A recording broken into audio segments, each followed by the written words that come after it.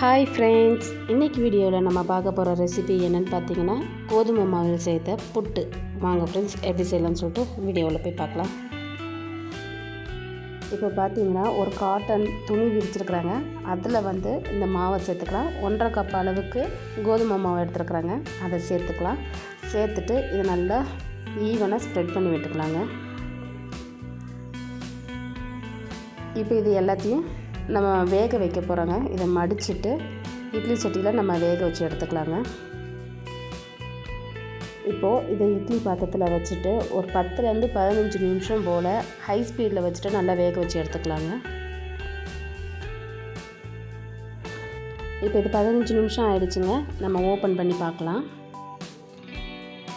இப்போ வேறு ஒரு பிளேட்டுக்கு மாற்றிட்டு நம்ம ஓப்பன் பண்ணிக்கலாங்க. பாருங்கள், இது நல்லாவே வெந்து வந்திருக்கு. இது இப்போ கட்டியமாக இருக்கும். இது நல்லா வெந்ததுக்கப்புறமா இந்த மாதிரி தான் இருக்கும். நம்ம கையை வச்சு நல்லா உடச்சி விட்டுக்கலாங்க.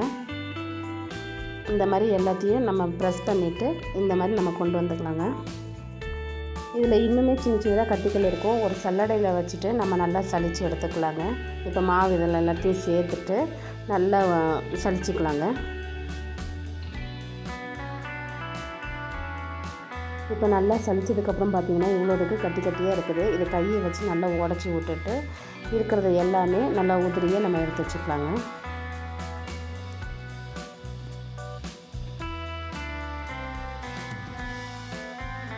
இப்போ ஒரு கிளாஸில் கொஞ்சமாக தண்ணி எடுத்துருக்காங்க. அது கூடவே உப்பு சேர்த்துட்டு நல்லா மிக்ஸ் பண்ணி எடுத்து வச்சுக்கலாங்க. நம்ம அந்த புட்டில் நம்ம தெளிக்கிறதுக்காக எடுத்து வச்சுருக்குறேன். இப்போ கொஞ்சம் கொஞ்சமாக தண்ணி தெளிச்சுட்டு நல்லா பிசைஞ்சிக்கலாங்க. நம்ம நார்மலாக அரிசி மாவுக்கெல்லாம் நம்ம புட்டு பிணையும் போது எப்படி பிணையிறோமோ அதே சேம் அளவுக்கு நம்ம பிணைஞ்சி எடுத்துக்கலாங்க. ஒரு தடவைக்கு 2 தடவையே தண்ணி தெளிச்சுட்டு நல்லா உதிரியாக பிணைஞ்சி எடுத்துக்கலாங்க. இப்போ இது கூடவே நான் 1/2 கப் அளவுக்கு துருவின தேங்காய் எடுத்துருக்குறேங்க. அதில் கொஞ்சமாக நான் துருவின தேங்காவை சேர்த்துருக்குறேங்க. சேர்த்துட்டு ஒரு தடவை நல்லா மிக்ஸ் பண்ணிக்கலாம்.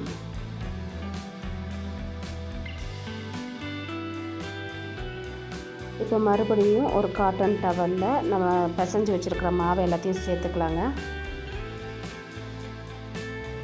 இப்போ மாவை சேர்த்துட்டு மடித்து வச்சுக்கலாங்க. இப்போ மறுபடியும் இட்லி சட்டியில் வச்சுட்டு ஒரு 10 நிமிஷம் போல் நல்லா வேக வைக்க போகிறோம். இப்போ இட்லி சட்டியில் வச்சுட்டு ஒரு 10 நிமிஷம் போல் நல்லா வேகட்டுங்க.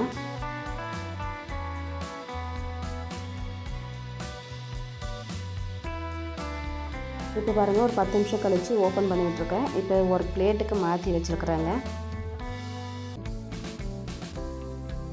இதை நல்லா மிக்ஸ் பண்ணிக்கலாங்க. இப்போ இது கூடவே வாசனைக்காக ஏலக்காய் தூள் சேர்த்துருக்குறேங்க. சேர்த்துட்டு தேங்காய் துருவலும் சேர்த்துருக்குறேங்க. ரெண்டுத்தையும் சேர்த்துட்டு நல்லா மிக்ஸ் பண்ணிக்கலாம்.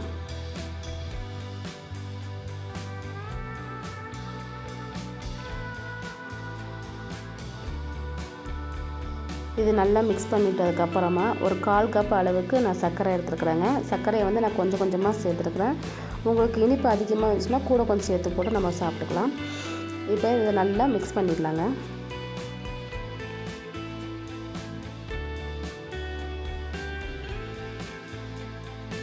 இப்போ சர்க்கரையை சேர்த்துட்டு நல்லா மிக்ஸ் பண்ணி வச்சுங்க. இதை வேறு ஒரு பவுலுக்கு நம்ம மாற்றிக்கலாம். அவ்வளோதான் ஃப்ரெண்ட்ஸ், ரொம்பவே ஹெல்த்தியான ஈவினிங் ஸ்நாக்ஸ்க்காகவும் இல்லைன்னா டிஃபனுக்காக கூட நம்ம இந்த ஃபுட்டை ரெடி பண்ணிக்கலாங்க. இந்த வீடியோ உங்களுக்கு பிடிச்சிருந்தா லைக் பண்ணுங்கள், ஷேர் பண்ணுங்கள், கமெண்ட் பண்ணுங்கள். மறக்காமல் நம்ம சேனலை சப்ஸ்கிரைப் பண்ணிக்கோங்க ஃப்ரெண்ட்ஸ். பக்கத்தில் இருக்க பெல் ஐக்கனையும் கிளிக் பண்ணிக்கோங்க. அப்போ தான் நான் போடுற வீடியோ எல்லாமே உங்களுக்கு நோட்டிஃபிகேஷனாக வரும் friends. Okay friends, tata, bye by.